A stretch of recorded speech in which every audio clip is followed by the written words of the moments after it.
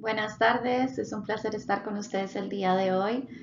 The title of my talk is Multilingualism Beyond Walls, Undocumented Young Adults Subverting Writing Education.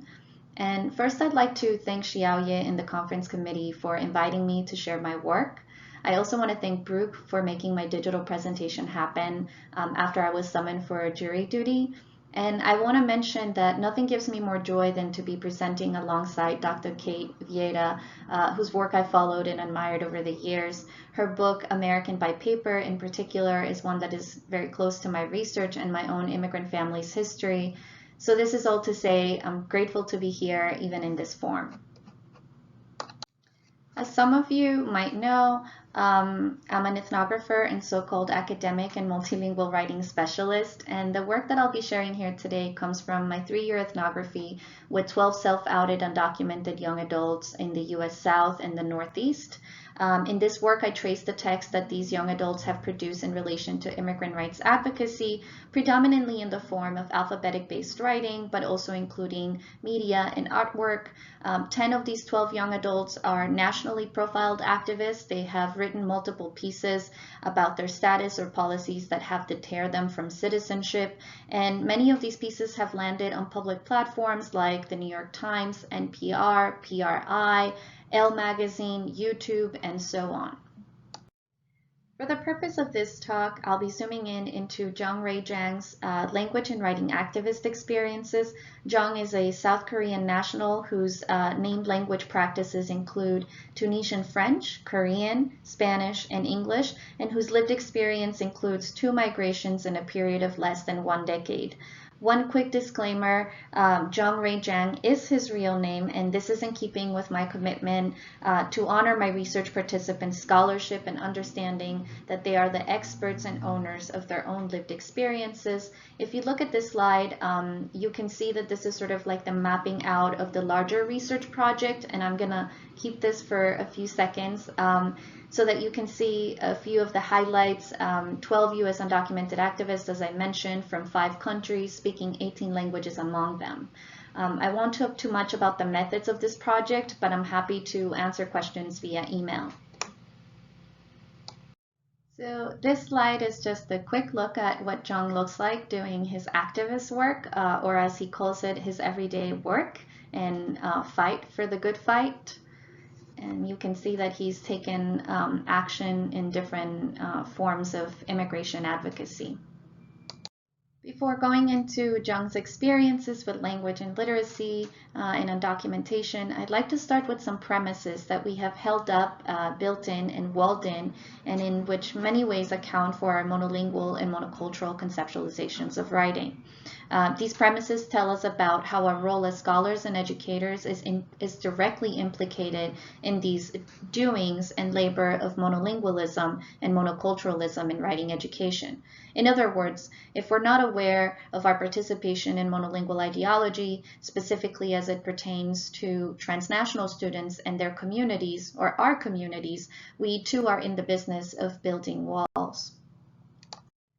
So there's been a lot of discussion about what Deborah Brandt has termed as the rise of writing, and this is not only visible through her own 7-year qualitative research study in which she traces how writing has become a new form of mass literacy in professional and technical spaces, but also through our very own growth as writing educators and even our field of writing education. Long established first-year composition courses, as well as writing courses designed to introduce and guide disciplinary knowledge production, such as science writing, business writing, academic writing in the humanities, have gained a significant momentum on college campuses, both locally and transnationally.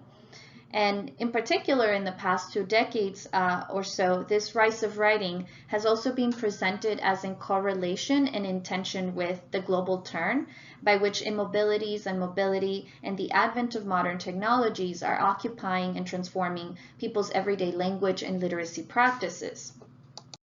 And this context, in turn, has fostered the following scholarly moves. A shift to studying multilingualism as a rarity and not an everyday world practice, compulsive attention to multilingual practices in a way that ignores the lived realities and racialized experiences of immigrant bilinguals, who in the majority make up our transnational student populations.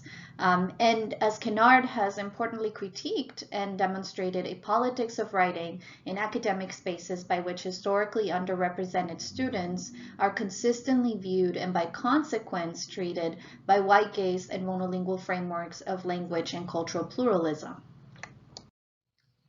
We also see this in the value in terms of writing and how they have been set through economic and labor factors. And these factors often ignore the multilingual and immigrant realities of our students, as well as their own demands and their community's demands. For instance, we often hear the argument that students must learn standard English because they will go out into the real world and need it. And this, of course, is problematic because we live in a multilingual world. Multilingualism, additionally, in the writing classroom is often assessed and or engaged from a monolingual perspective. And we see this through how instructors and educators often question why they should work with assignments in a language that they don't consider their own. And implicit in this stipulation is, of course, how instructors have found educational means to reassert their monolingual ideology. Moreover, academic writing is often taught and presented through a lens of depoliticization, and so students are told that this is an appropriate and objective medium and tool, and discussions on how this practice in academic spaces is immersed in structural societal racism and can also further marginalize students are often ignored or silenced. Along with these four premises, writing is also treated from a monolithic perspective, which seeks to erase its dynamicity and intersection with people's lived realities and ways of languaging. So languaging is treated as dissociated from writing, from lived experience, from cultural upbringing, and they're presented as isolated practices. And yet, given these monolingual and monoculturally aligned writing premises, we often ask and argue for what writing can do for and with writers deemed as multilingual. That is, we expect that writing can do so many things for students deemed as multilinguals when writing is deeply embedded in monolingual and monocultural ideology. And of course, there are so many issues with this expectation, and I hope that in examining Jung's experiences, we can at least reflect on some of these. But specifically, as I argue here today, in an increasingly xenophobic and anti-immigrant context in the US and the world, where multilingualism is a feature of forced and voluntary displacement of peoples, we must shift our perspective about the role of writing in education. After all, as Lorimer Leonard has importantly shown in her research of the multilingual literacy practices of immigrant women in the U.S. Midwest, multilingualism presents, quote, deep contradictions, close quotes, by which it is, quote, endorsed as both personal and professional asset and condemned as ethnic, racial, and or cultural deficit, close quotes. And as Kate, who's here today, has forcefully demonstrated in her study of immigrant and immigrant generation Brazilian and Portuguese communities in the U.S. Northeast, quote, under the textual conditions of their marginalization, it was not English but papers that more profoundly shaped their educational trajectories, migratory lives, and ultimately their writing. So in the context of these deep contradictions and the ways in which papers work in immigrant lives and shape people's literacies, let me complicate things a little bit more and tell you about Jung's language and writing experiences, which are at the juncture of multilingualism, migration, undocumentation, and activism. Jung is not an isolated case or an example of a student experience in this research. Instead, his experience provides us one way to examine a consistent pattern of codes that emerged in my research. And this consistent pattern of codes allows us a glimpse from the perspective of language minoritized young adults who face the walls of the nation state and in many cases of our very own institutions. Through his 9 years of U.S. schooling, including college, Jung, a South Korean national, has been institutionally categorized as English language learner, ELL, and as a basic writer. But even Jung himself finds this categorization puzzling. and I think we will all get to know why. Just looking at what we have here on the slide is a haiku that he wrote only 2 years after having arrived to the US. Already we can see that he's writing in English, and it's quite politicized. It's very much related to his immigrant status and to his participation in activism. Jung was born in Anyang City, South Korea. When he was 13, he immigrated to Tunisia with his mother, and there they adapted to a new cultural environment. And 2 years after having been immersed in Tunisian French, he and his mother migrated once more to the US. So together they worked seasonal jobs within ethnic communities in the US South, and over there they moved a lot through different locales. And through these physical enforced moves and or migrations, Jung learned to identify and even adopted some of the English accent variations between North Carolina and metropolitan Atlanta languages. So it's really interesting how he can even make like distinctions between accents. And additionally, the US South opened a window for Jung to learn Spanish, which he also claims he picked up with friends and via French. So Jung's migration story is then also about the ordinariness with which foreign languages became part of his everyday life, and how he strategically and conscientiously adapted them to serve his communicative and educational purposes. For instance, learning Spanish was a way for Jung to socialize with immigrant peers in the South. It was a way to obtain language help when English and or French were not sufficient, or Korean were not sufficient. And at the same time, Spanish via French was a way for him to demonstrate his knowledge of both Romance languages and perhaps other school-related subjects. Jung's lived experience as an undocumented immigrant who has moved predominantly within immigrant communities in large metropolitan hubs and has acquired mastery over these languages, then tells us about how multilinguals navigate these different aspects of their lives. And these language navigations, as intersected with literacies and migration, become most visible in our exchange below that you can see on this slide.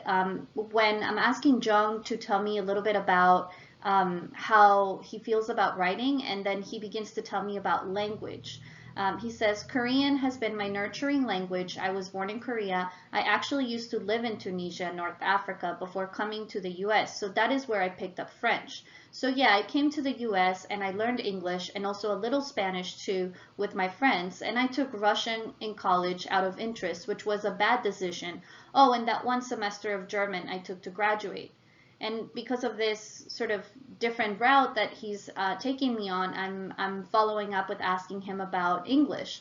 And he says, so I learned English a little bit through school, and then I also took ESL classes when I first came here because I came on a student visa. And in order to maintain the visa, you had to take, well, not take, but you had to go to these language schools. So I went there for several months until my visa expired. So that is how I learned English. And also when I went to high school here. And I just sort of react to this comment and I say, that's a lot of learning in a very short period of time. And Jung's reaction is, I guess I have a thing for language. So Jung sums up his learning and movement through these different literacies and languages in such a short period of time as, I have a thing for language. And that is while I explicitly express to him that what he has accomplished is no small task, especially in that period of time, he still sort of dismisses my comment and treats it as an everyday practice. In fact, Jung treats it as a thing or an interest that individuals either have or they don't. And Jung, however, is not so easygoing in relating his learning of the English language. As for him, English learning is tied to documentation. It's really interesting that he first thinks about English learning through these language schools as opposed to his high school experience. And as he notes, he had to go to these schools to keep his student visa. And it's also because of his stopping of going to these language schools that he also loses his student visa. And this stands in sharp contrast with his positionality and view of Korean and how Spanish carries an important intellectual pursuit and social aspect to his becoming of an American by culture. So if you noticed, he called Korean his nurturing language, which is a really interesting term that he brings in. And at the same time, he relates in the following exchange that I'm going to share how Spanish takes up these very important social aspect in his living in the US. So in our continued exchange, I follow up on Spanish and I ask Jung, so Spanish was something that came with friends, and Jung responds, so I can read Spanish because I learned French. It's a very similar language, but also even though I never took any classes in school, I actually learned it through books on my own. That helped me a little bit. And hanging out with friends, I had Spanish friends growing up, so learning words in their context with them. And after I came to New York City, I see a lot of signs on the train that are bilingual, so I'm constantly learning from them as well. I mean, it's New York City.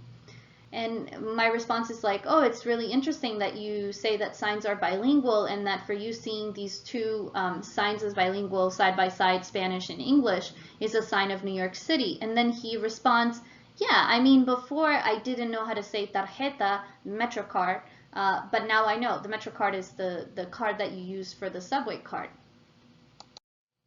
So here we can see how Spanish plays a really important social aspect in Jung's life. And perhaps of more interest for those of us in writing education, we can see how he treats languages as colliding and unbounded in a cosmopolitan context. We can see that he moves to the discussion about MetroCards rather quickly, as if he's just sort of moving to use this word as something that is completely normal to anyone who is in New York City, that they should know that the word to MetroCard in Spanish is tarjeta. However, it is also important to note that the Englishes that Jung has acquired by virtue of his American socialization have also shaped much of his multilingualism and his embodied lived experience, though they are constantly tainted with his relation to US undocumentation. And this is most visible in his writing. Jung's relationship with writing in many ways mirrors his linguistic architecture. Linguistic architecture is a term proposed by Nelson Flores in discussing how language minoritized bilinguals or racialized bilinguals experience linguistic extraordinariness.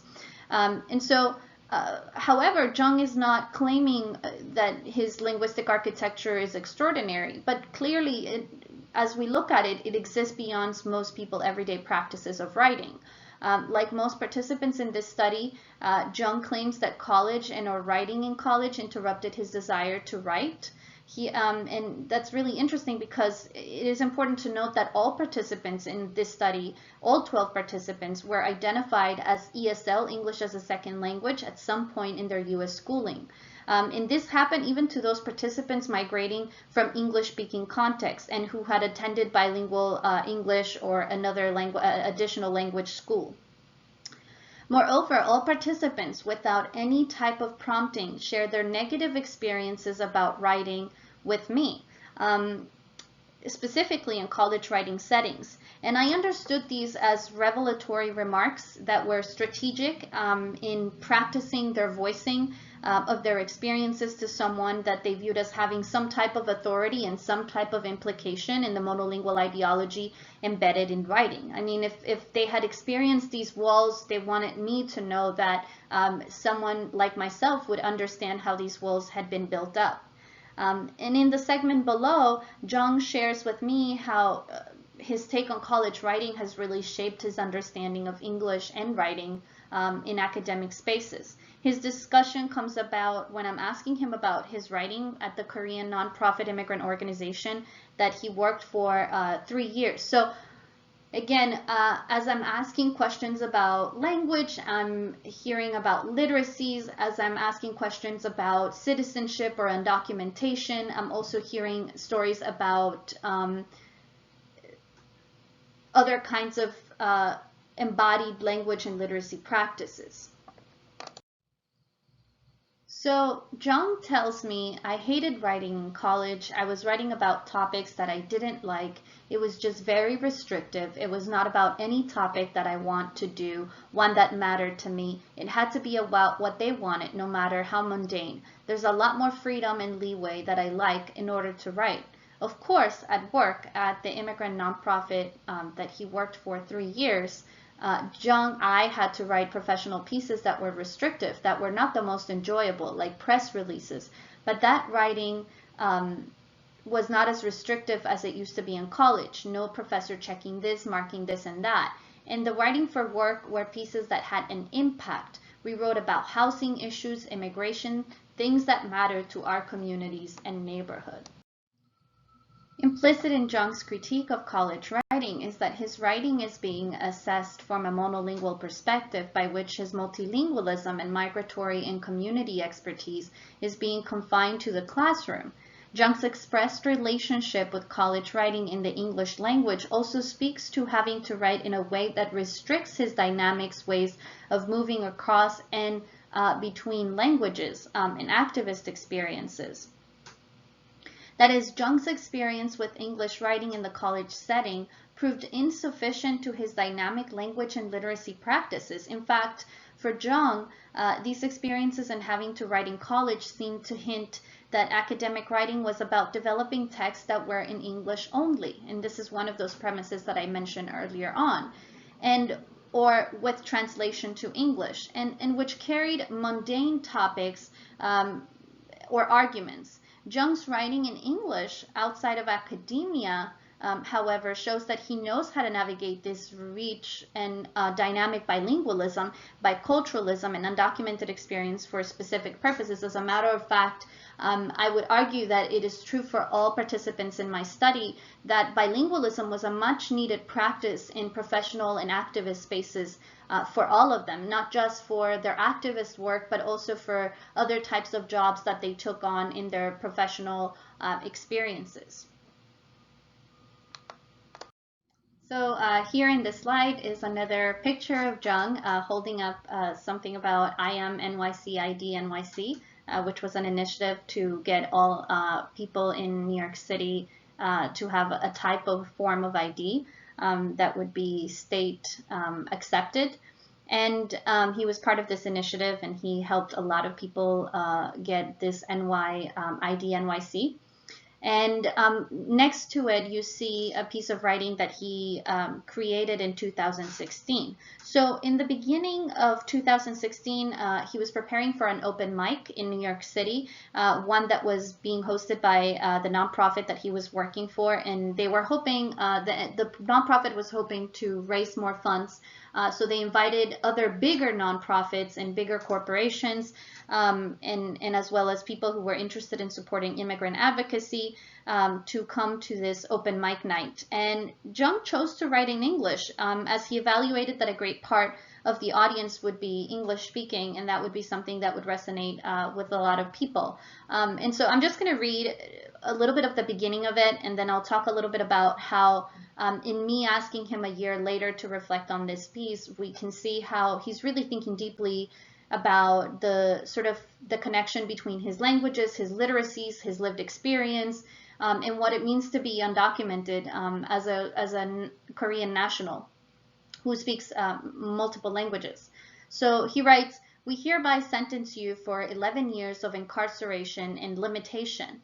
That was the first sentence I've ever heard from this nation, not a literal incarceration, but my shackles are called illegal immigration. For 11 years of my life in this country, I was a prisoner of my status, forced, imposed, told, and conditioned to limit my potentials. Living in Atlanta, blazing summer sun wasn't the only thing that was hitting me up. So again, because I've collected many different texts throughout the years of this 3-year ethnography, and even some that came prior to that, and I was trying to trace the text, a year later, we come back to this text, and I asked Jung to annotate over it. So what you saw in the previous slide that was in green was his annotation of it. And he says that he wants me to know that that's the kind of writing that impressed him, that he could write like this.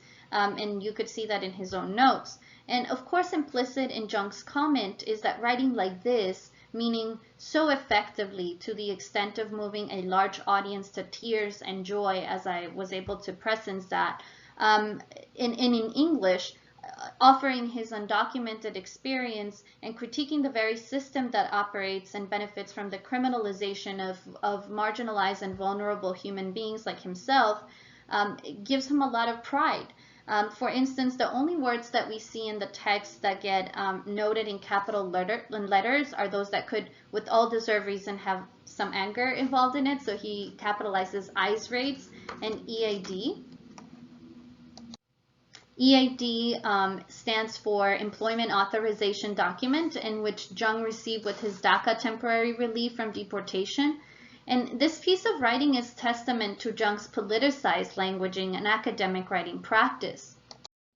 So, in thinking about how plural approaches to language have been studied and theorized, Yildiz offers an important cautionary argument about how the monolingual paradigm continues to operate amidst the growth of multilingualism. So she's specifically looking at language. And in her book, Beyond the Mother Tongue, Yildiz argues, quote, recognizing the workings of the monolingual paradigm, I suggest requires a fundamental reconceptualization of European and European-inflected thinking about language, identity, and modernity, close quotes.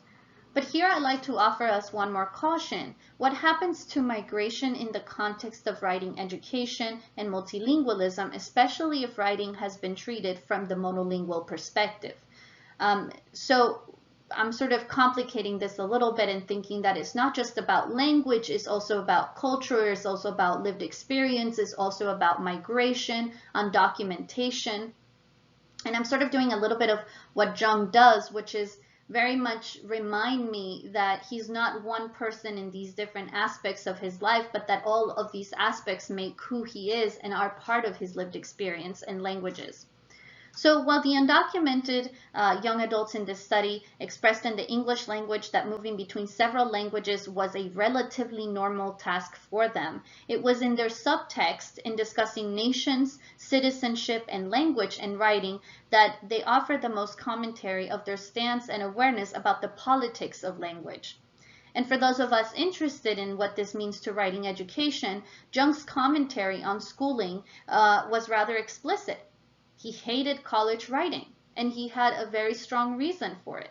For Jung, learning English was a task that was related to documentation and institutions that were looking to profit from immigrants looking for options to remain in the U.S. But English writing outside of school settings, specifically in the context of his own immigrant lived experience, opened up opportunities for him to grow as a multilingual and also as a professional writer.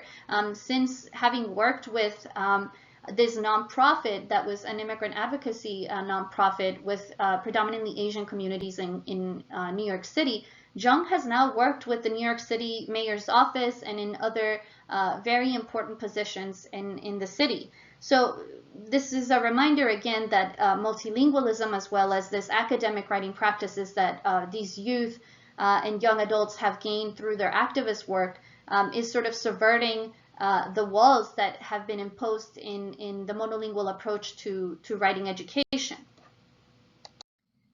The undocumented immigrant young adults I have worked with exceed the expectations of courses designed to teach students how to write academically, but their legal and cultural marginalization from academic spaces poses a conundrum for their desires and dreams. Jung's experiences, in fact, testify to how their politicized multilingual practices are a nation and monolingual defying mechanism. So I just want to leave us with some questions, and I welcome more questions or cautions that can help us move forward in reconceptualizing writing from a multilingual perspective that is not just aware of the operational aspects of racial linguistics in academic spaces, but how migration affects and defies these walled-in categorizations. So what I mean by that is that a trending conversation that's come up, especially with the work of Nelson Flores and the important work of Nelson Flores and Jonathan Rosa, is thinking about race and language. But what is not necessarily implicit in that conversation or has not yet come up is how migration might challenge some of these categorizations. And how someone like Jung, for example, by being an Asian South Korean national who speaks 4 named languages, 2 of them being Romance languages, is sort of also challenging these monolingual frameworks and racializations. So I'm going to leave us with these questions, and some I have raised before, but I think I'm still trying to get to them. So I welcome other questions. Please email me, and here they go. How can we reimagine writing and its goals beyond the classroom setting and as a set of practices shaping and impacting life? How might we uptake a multilingual language ideology in writing that is more conscientious of how citizenship and immigration operates in and impacts people's dynamic literacies, both in policy and culturally? And how can we rethink our position as writing educators so that students like Jung can also benefit from our teaching? What stances and dispositions must be materialized? Thank you for your time. Muchas gracias. And here's a little note that one of my participants created and asked me to always share anytime I was talking about this project.